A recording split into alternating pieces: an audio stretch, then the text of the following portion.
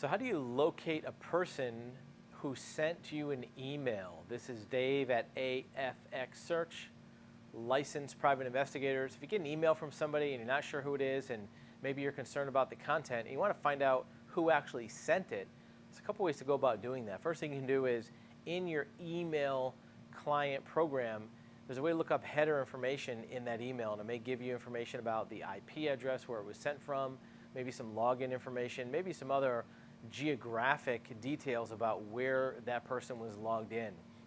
Some of the public or free email providers like Yahoo may not have the information you need, but it's a good place to start.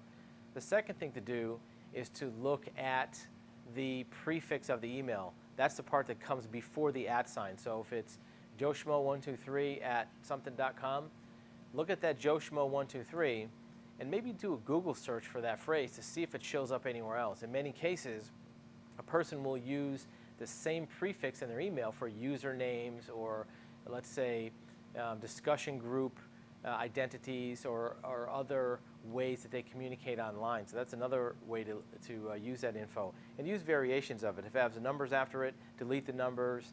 Maybe use other versions of that prefix. That's step number 2. This is something that an individual can do without having to get into investigations. Third thing to do is look at the content of the email. Are there any other pieces of information in there that may track back to a server? Is there a picture, a photo, some other attached file that has data in it that will show you the metadata of the source of it, maybe another server? Maybe you can do a whois lookup on that server and find out where the origin of that information was from.